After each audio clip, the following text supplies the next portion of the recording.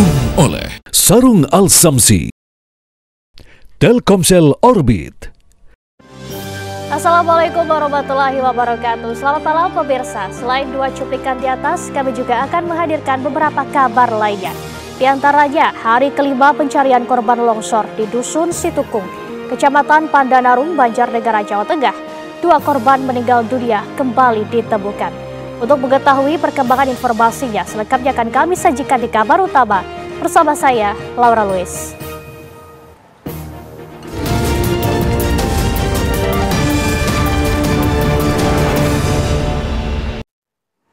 Kita awali informasi pertama pemirsa. Banjir bandang menerjang permukiman warga yang ada di bawah kaki gunung Papandayan, Garut, Jawa Barat.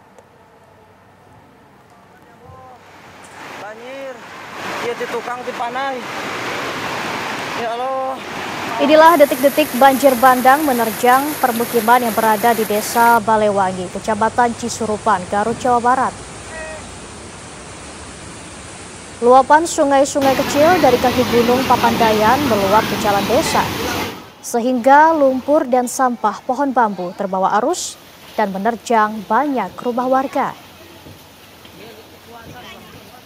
Diperkirakan ada puluhan rumah di dua kampung padat penduduk yang terdampak. Banjir bandang terjadi sangat cepat, sehingga warga tak bisa menyelamatkan harta benda mereka. Badan Penanggulangan Bencana Daerah Kabupaten Garut kini tengah melakukan pendataan terhadap rumah-rumah warga yang terdampak.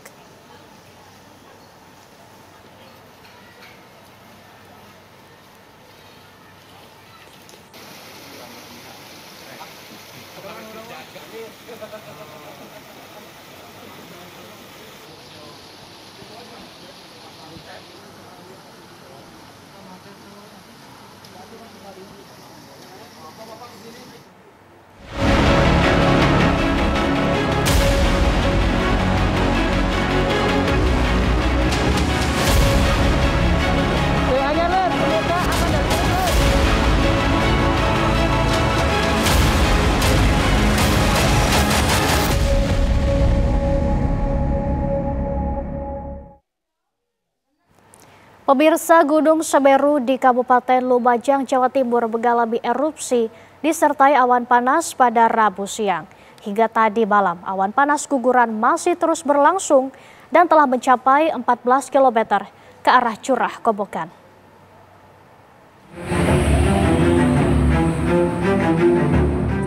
Awan panas guguran Gunung Semeru terpantau sangat jelas dari Dusun Kajar Kuning, Desa Sumberwulu, Kecamatan Candipuro, Lumajang. Seusai laporan dan peringatan dini dari Pos Pantau Gunung Api Semeru, erupsi Gunung Semeru terekam dengan amplitudo 25 hingga 38 mm. Bupati Lumajang, Jawa Timur, Indah Amperawati menetapkan masa tanggap darurat bencana erupsi Gunung Semeru hingga 7 hari ke depan.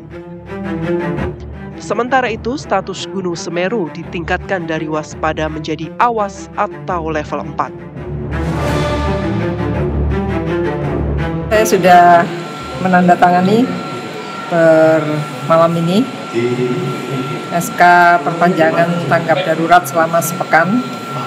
Kemudian surat edaran tentang status siaga menjadi status awas. Jarak luncur awan panas terus meningkat tajam hingga 8 km ke arah Besuk Kobokan, sehingga petugas pos pantau BPBD di Curah Kobokan segera meninggalkan lokasi. Beruntung, beberapa saat sebelum awan panas menerjang, semua penambang pasir dan masyarakat telah meninggalkan sungai. Dari Lumajang, Jawa Timur, Wawan Sugiarto, TV One mengabarkan.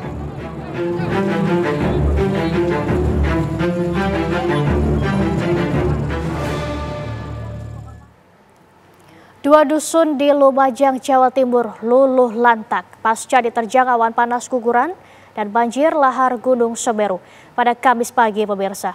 Beruntung tidak ada korban jiwa dalam peristiwa itu.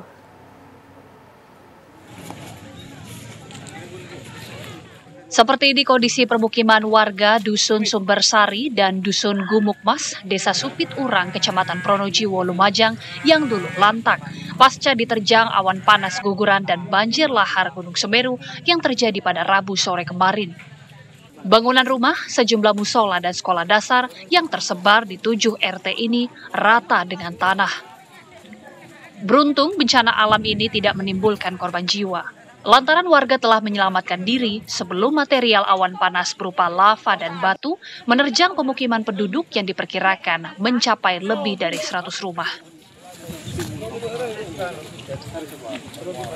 Yang terdampak di Dusun Sumbersari itu ada RT 10, 11, 12, 13. Sementara untuk informasi yang saya dapat, kalau kita lihat dari kerusakan ini sangat parah sekali karena dibandingkan tahun lalu, tahun 2021, sepertinya lebih parah sekarang karena saat ini banyak rumah-rumah yang roboh. Dibandingkan bencana erupsi sebelumnya, dampak kerusakan yang ditimbulkan dalam peristiwa bencana erupsi Gunung Semeru kali ini tergolong cukup parah. Berdasarkan data BPBD setempat, lebih dari 900 jiwa telah mengungsi ke sejumlah titik pengungsian yang tersebar di wilayah Kecamatan Pronojiwo dan Candipuro. Dari Lumajang, Jawa Timur, Wawan Sugiarto, TV One mengabarkan. Fase erupsi Gunung Semeru berupa awan panas guguran hingga Kamis siang sudah tidak nampak lagi terjadi. Meski demikian, warga mengaku resah akan terjadinya banjir lahar yang dikhawatirkan akan meluap ke pemukiman. Sejumlah warga terus berdatangan ke sekitar aliran sungai Curah Kobokan di Desa Sumberwuluh, Kecamatan Candipuro, Lumajang, untuk menyaksikan lebih dekat kondisi aliran sungai yang telah dipenuhi material vulkanik, sisa awan panas guguran yang terus mengeluarkan letusan sekunder. Meskipun saat ini belum terjadi awan panas guguran susulan, namun warga mengaku tetap cemas dan khawatir akan terjadinya hujan lebat yang dapat memicu terjadinya banjir lahar Semeru. Kekhawatiran warga ini cukup beralasan, mengingat endapan sisa awan panas hampir sejajar dengan ketinggian tanggul sungai, sehingga aliran lahar dapat meluap ke pemukiman. Sehari sebelumnya, Gunung Semeru mengalami erupsi disertai awan panas guguran yang mengakibatkan pemukiman warga 2 dusun luluh lantak dan nyaris memutuskan jembatan penghubung antara Kabupaten Lumajang dengan Kabupaten Malang. Semoga selalu aman dali terus, Lur. Doanya ya, Lur ya.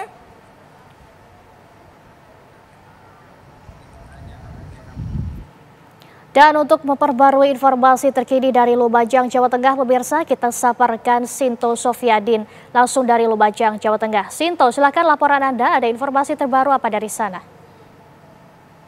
Ya Laura, saat ini saya berada di Kecamatan Candipuro, Lumajang, Jawa Timur, di mana Candipuro dan Kecamatan Pronojiwo adalah daerah yang terdampak dari erupsi Gunung Semeru.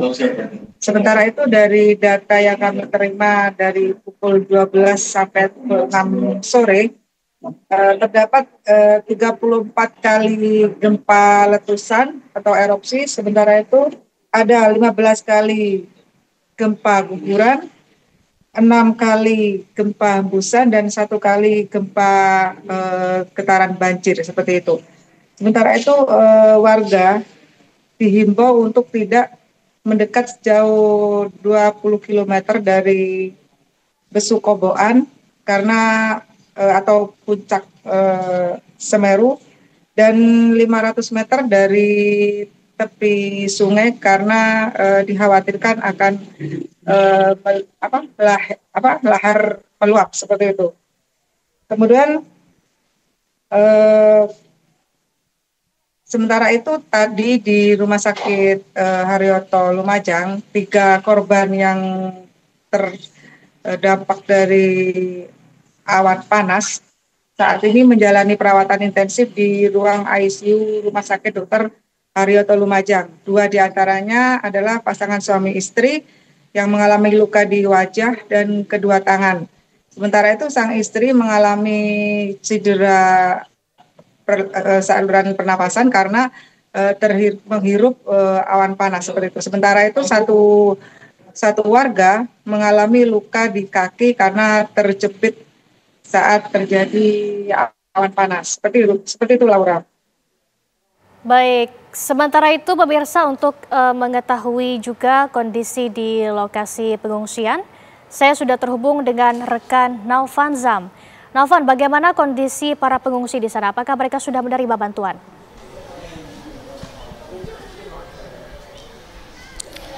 Ya, selamat malam Laura dan juga pemirsa. Saat ini saya sedang berada di pengungsian, yaitu di SD Negeri Supiturang 04. Dan memang saat ini saya berada di dalam ruang kelas, di mana ini menjadi tempat warga untuk beristirahat, dan memang sudah memasuki waktu istirahat. Namun saya sempat berbincang kepada salah satu warga mengenai kondisi rumah maupun kerugian yang mereka alami. Saya akan ajak Anda untuk berbincang langsung dengan warga yang berada di sini, pemirsa. Ya, selamat malam Bapak. Dengan Bapak siapa, Pak? Dengan Bapak Sulaiman. Iya, Pak Sulaiman, bisa diceritakan bagaimana kondisi dari rumah Bapak, kemudian juga kerugian yang Bapak alami, Pak?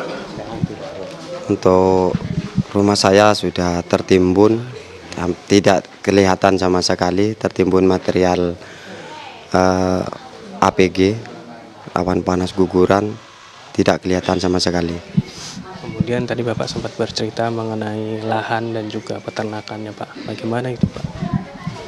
Untuk lahan kami sekarang selain tanamannya sudah habis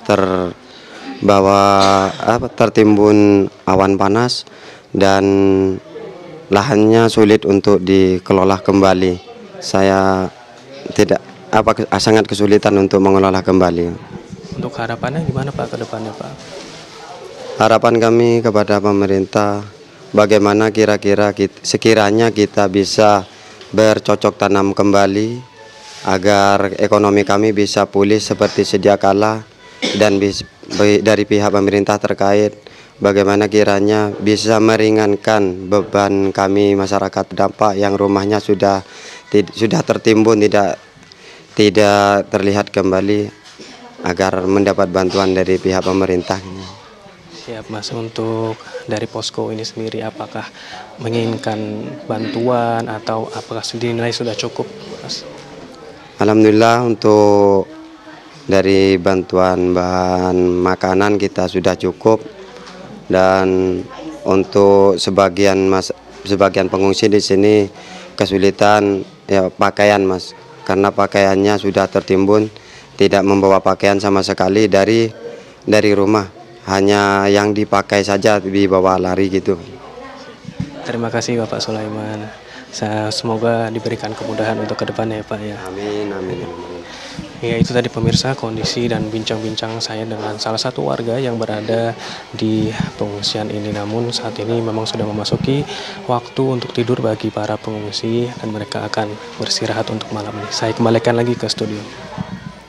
Baik, Naufan Zam, dan sebelumnya ada Sinto Sofiadin mengabarkan langsung dari Lumajang, Jawa Timur. Terima kasih atas informasinya dari rekan-rekan. Selamat bertugas kembali.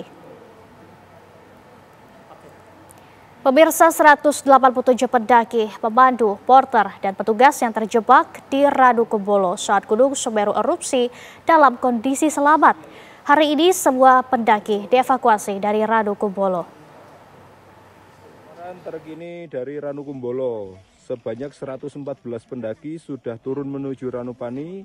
187 pendaki beserta petugas, pemandu, dan porter tengah berada di Ranukumbolo saat Gunung Semeru erupsi kemarin.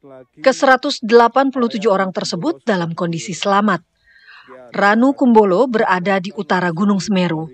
Wilayah tersebut aman dari dampak letusan Gunung Semeru yang mengarah ke selatan. Hari ini, para pendaki mulai dievakuasi dari Ranukumbolo melalui jalur utara. Balai Besar Taman Nasional Bromo Tengger Semeru menutup kegiatan pendakian hingga Ranukumbolo sampai kondisi dinyatakan aman. Saat ini, para pendaki yang telah berada di Ranukumbolo sejak sore kemarin, sejumlah 129 pendaki, beserta dengan pemandu, petugas dan porter hingga total berjumlah 187 orang dalam kondisi aman. Diputuskan para pendaki baru akan turun hari ini didampingi dengan petugas dan para pemandu dari PPGST yang akan mengawal dan memastikan semua pendaki sampai kembali ke Ranupane hingga sore nanti. Saat ini, pendakian ke Ranukumbolo ditutup hingga batas waktu yang belum ditentukan atau menunggu kondisi aman. Sekarang, Gunung Semeru berada di level awas. Warga dilarang melakukan aktivitas pada radius 8 km dari puncak dan sektoral 20 km ke arah selatan, tenggara, hingga kondisi benar-benar aman. Para pendaki yang telah memesan tiket ke Ranukumbolo kini dialihkan ke Ranu Regulo yang berada dekat dengan Gunung Bromo. Dari Malang, Jawa Timur, Edi Cahyono, TV One mengabarkan.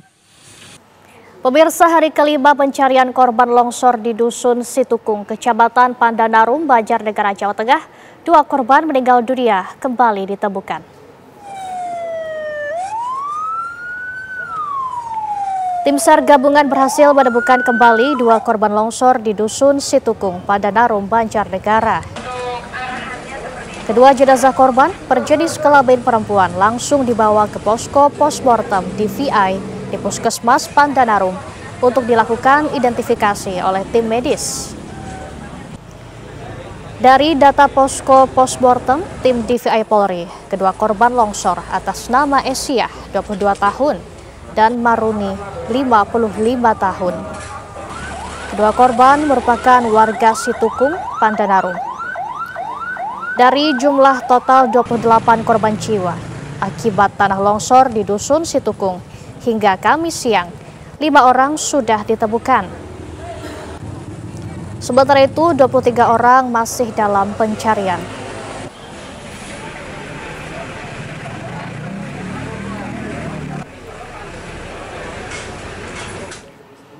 Hari ke-7 pencarian korban tanah longsor di Cilacap, Jawa Tengah. Tim SAR gabungan menuntaskan identifikasi 20 korban melalui pencocokan tes DNA dengan potongan tubuh jenazah. Sementara 3 korban lainnya masih dalam pencarian. Posko antemortem Rabu siang kembali menerima jenazah yang berhasil ditemukan tim SAR gabungan di lokasi longsor di Desa Cibenying, Kecamatan Majenang, Kabupaten Cilacap, Jawa Tengah. Tim DVI berhasil mencocokkan hasil tes DNA terhadap potongan tubuh yang berjenis kelamin wanita. Sehingga total untuk Rabu siang sudah ditemukan 20 korban dan 3 korban lainnya masih dalam pencarian. Sebelumnya tim DVI Posko Antemortem melakukan tes DNA terhadap keluarga korban yang belum ditemukan.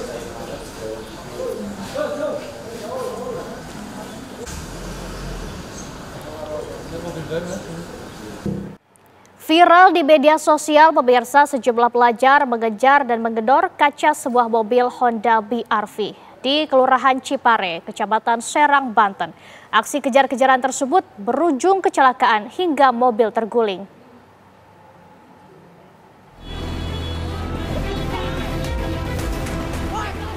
Mobil yang dikendarai MRA bersama temannya, pelajar SMA Negeri 1 Kota Serang, Banten, terlihat melaju dari arah Cijawa menuju Sumur Pecung. Sejumlah pelajar lain tampak memacu motor dan memukul kaca mobil tersebut sambil meneriaki maling dan mesum. Diduga panik, pengemudi remaja itu kehilangan kendali dan menabrak kendaraan di depannya. Mobil pun terpelanting dan terguling, benturan keras membuat bagian depan kendaraan ringsek. Pihak sekolah menyebut kecelakaan terjadi karena pengemudi ketakutan dan kurang konsentrasi setelah dikejar sejumlah pelajar. Komite SMA Negeri 1 Kota Serang, Muhammad Arif Kirdiat, menegaskan bahwa rekaman yang beredar di media sosial tidak sepenuhnya benar. Karena menyangkut nama baik siswa, gitu. Karena tuduhan itu nggak main-main. Yang pertama diteriaki maling-maling, dan yang kedua diteriaki mesum. Ini tentu kan sudah pembuktian kalau ini, nggak bisa asal tuduh.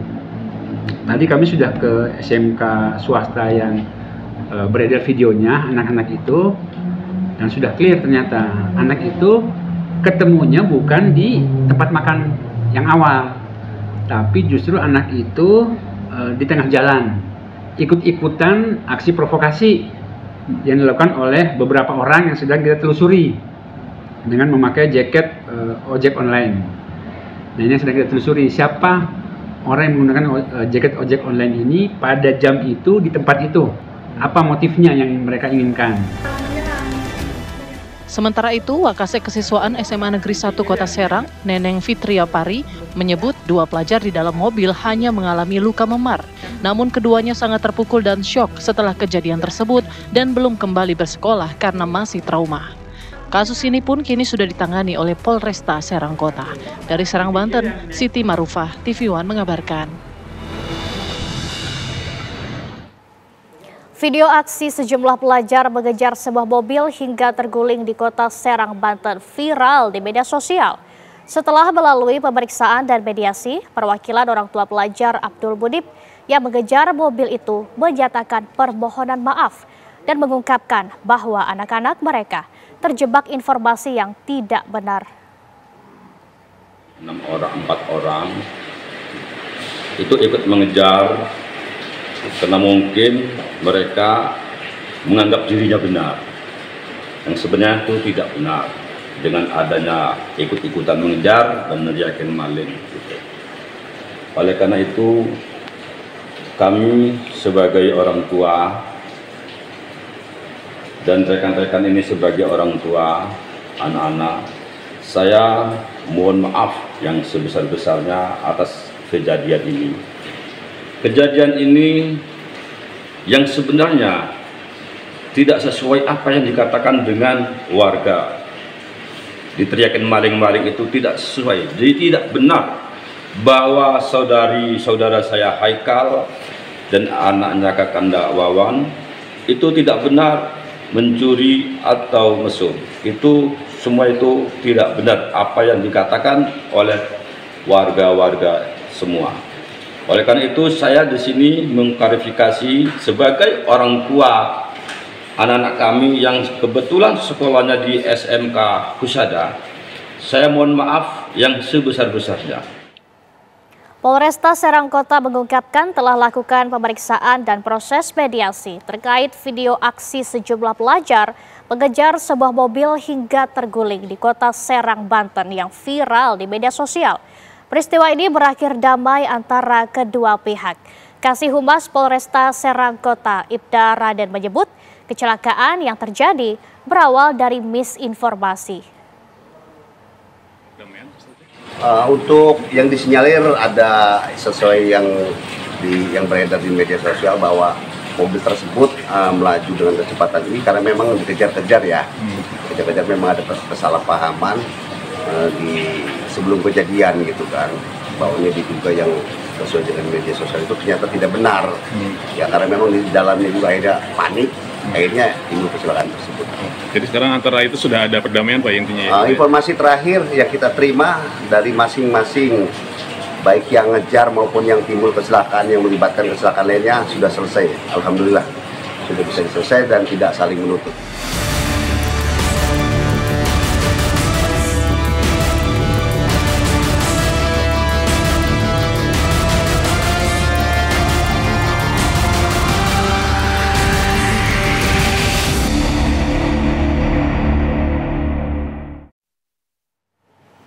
Seorang pemuda asal Dayakolot, Bandung, Jawa Barat bernama Rizky Nurfadilah terjerat iming-iming menjadi atlet sepak bola profesional dari laman media sosial yang justru membawanya ke Kamboja dan dijadikan pekerja paksa.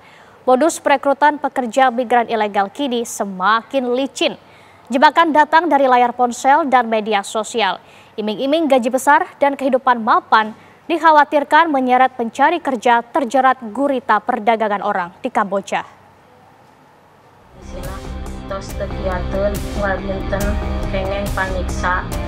Media sosial gempar dengan kasus dugaan tindak pidana perdagangan orang (TPPO) yang menimpa pemuda asal Dayakolot, Bandung, Jawa Barat. Orang tua Rizky Nurfadilah menceritakan awalnya Rizky mendapat tawaran dari Facebook, yakni kontrak selama 1 tahun untuk menjadi pemain sepak bola profesional di salah satu klub di Kota Medan, Sumatera Utara. Namun ternyata sang anak malah diberangkatkan ke Kamboja lalu dijebak menjadi pekerja ilegal dan disiksa. Iming-iming selama 3 bulan dikasih iPhone. Terus? Tuh dari Medan terbang lagi, bilangnya ke Bali. Ternyata bukan dari ke Bali, ternyata ke Malaysia. Dari Malaysia langsung terbang ke Kamboja. Anak ngasih kabar. Ngasih kabar gimana? Pak, AA kejebak. Terus? Kejebak gimana? Ya pokoknya AA dijebak. AA tiap hari disiksa. Kalau nggak dapat target, di push up sama manggul galon dari lantai 1 sampai lantai 10.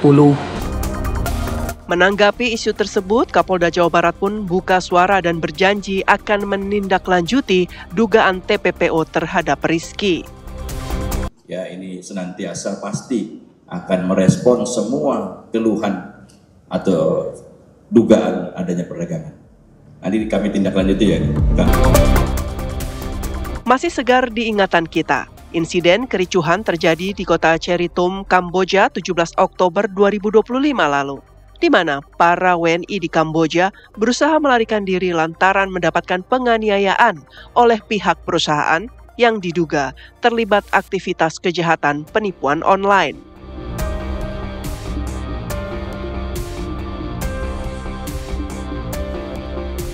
Modus perekrutan PMI ilegal kini semakin licin.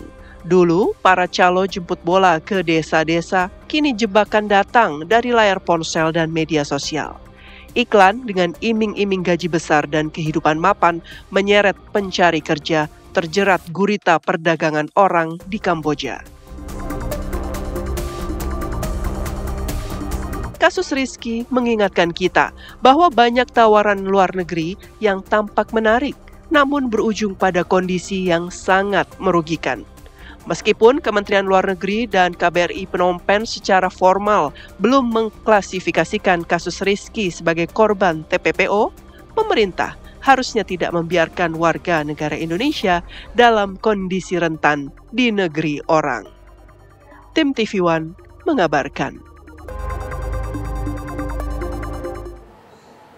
Kasus Rizky Nurfadilah mengingatkan kita bahwa banyak tawaran kerja di luar negeri yang tampak menarik justru sedang mengincar korbannya menjadi pekerja ilegal, lalu dikhawatirkan terjerat gurita perdagangan orang Kamboja.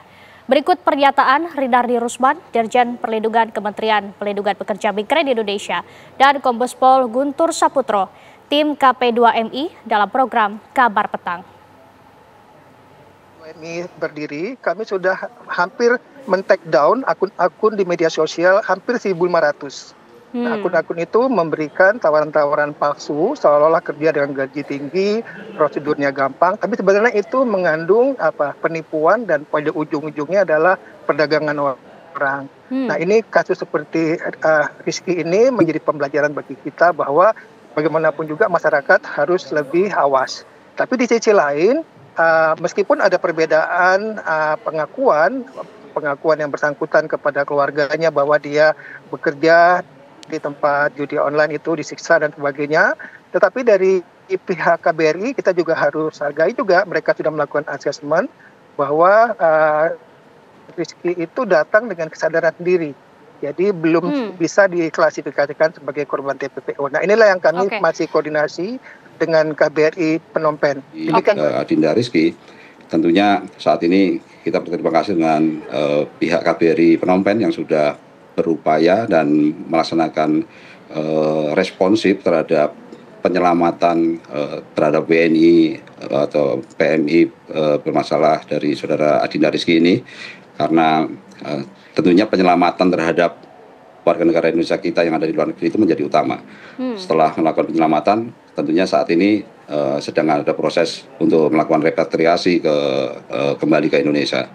Yang paling penting dan utama tentunya nanti setelah direpatriasi akan dilaksanakan berbagai asesmen ulang oleh baik penegak hukum maupun dari Kementerian Sosial terkait proses prabekerja, Mbak.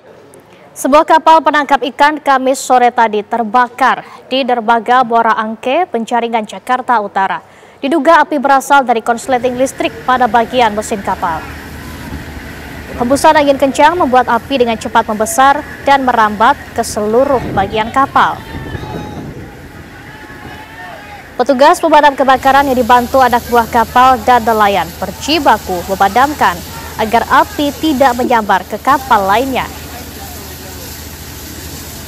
13 unit mobil pemadam kebakaran dikerahkan untuk memadamkan api. Tidak ada korban jiwa dalam peristiwa ini.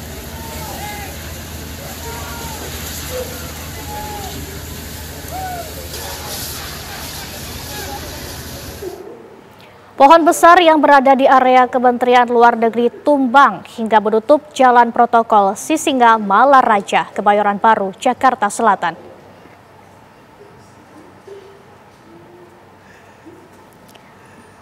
Detik-detik pohon besar di jalan Sisinga Malaraja, Kebayoran Baru terekam kamera dashcam.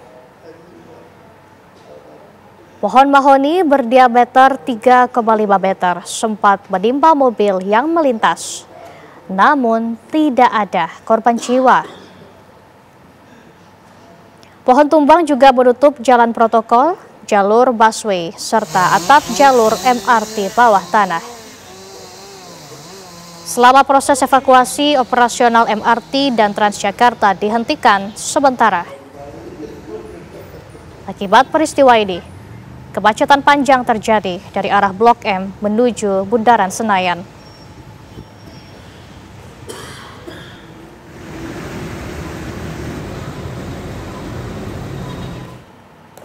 Pohon tumbang yang terjadi di Jalan Protokol Sisinga Malaraja, Kebayoran Baru, Jakarta Selatan, menyebabkan layanan MRT Jakarta mengalami gangguan.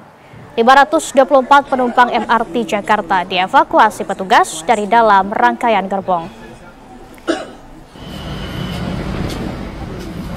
Inilah video amatir saat MRT mengalami gangguan di stasiun Haji Nawi. Gangguan terjadi lantaran aliran listrik di salah satu jalur terputus akibat pohon tumbang.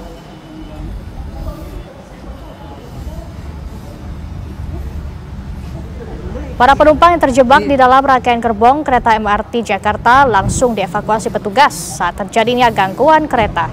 Satu persatu penumpang diturunkan dan dievakuasi ke tempat yang lebih aman.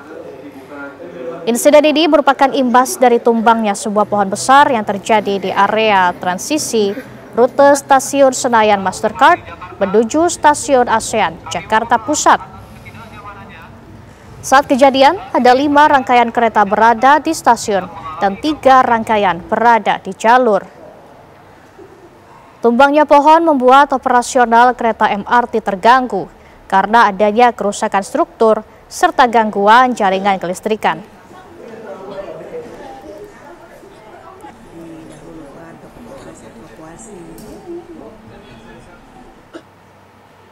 Presiden Prabowo Subianto menerima kunjungan Wakil Ketua DPR RI Sufmi Dasko Ahmad di Istana Merdeka, Jakarta pada Kamis 20 November 2025. Menurut keterangan tertulis Sekretaris Kabinet Teddy Indrawijaya, Presiden Prabowo dan Wakil Ketua DPR RI membahas sejumlah agenda strategis yang berkaitan langsung dengan peningkatan kesejahteraan masyarakat.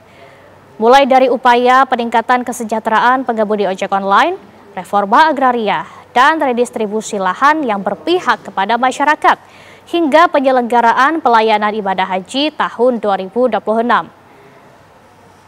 Selain isu kesejahteraan dan pelayanan publik, Wakil Ketua DPR RI juga menyampaikan aspirasi dari para kepala desa yang tergabung dalam Asosiasi Kepala Desa Seluruh Indonesia atau AKSI, yang berharap agar program-program unggulan pemerintah dapat lebih memprioritaskan kepentingan masyarakat desa dan mendorong pertumbuhan ekonomi lokal, seperti makan bergizi gratis atau MBG dan koperasi desa Kelurahan Merah Putih memberikan manfaat yang lebih optimal bagi masyarakat desa.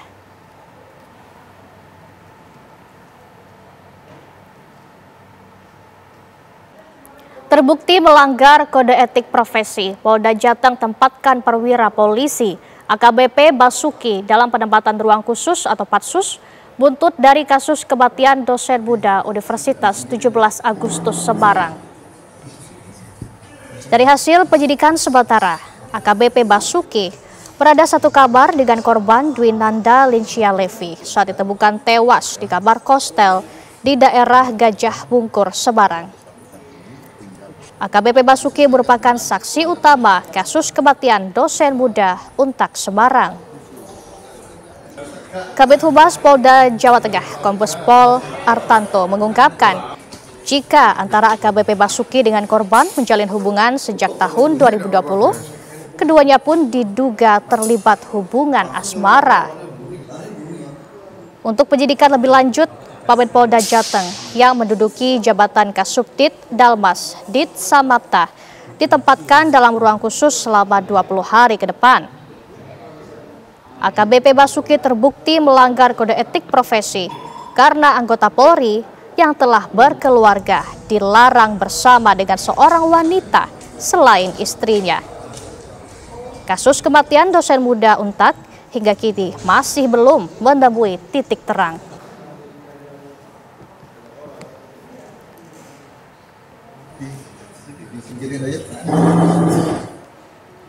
Dan pemirsa, kabar penting sepanjang hari ini kami rangkum selengkapnya dalam News Flash berikut ini untuk Anda. Seperti ini kondisi pemukiman warga Dusun Sumbersari dan Dusun Gumukmas, Desa Supit Urang, Kecamatan Pronojiwo, Lumajang yang luluh lantak pasca diterjang awan panas guguran dan banjir lahar Gunung Semeru yang terjadi Rabu sore kemarin. Bencana alam ini tidak menimbulkan korban jiwa lantaran warga telah menyelamatkan diri. Berdasarkan data BPBD setempat, lebih dari 900 jiwa telah mengungsi ke sejumlah titik pengungsian yang tersebar di wilayah Kecamatan Pronojiwo dan Candipuro.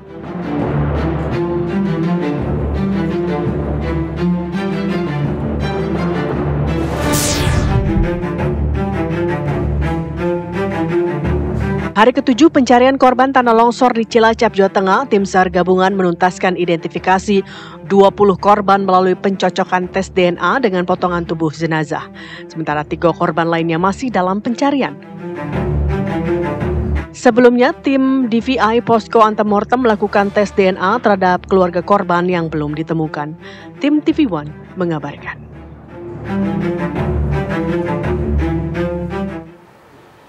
Pemirsa, rangkuman kabar tersebut sekaligus mengakhiri kabar utama pada malam ini. Namun jangan khawatir, karena informasi lainnya dapat Anda saksikan dalam program Kabar Hari Ini bersama Haidar Faisal. Saya Laura Luis, mewakili kru yang bertugas mengucapkan terima kasih. Selamat malam, sampai jumpa.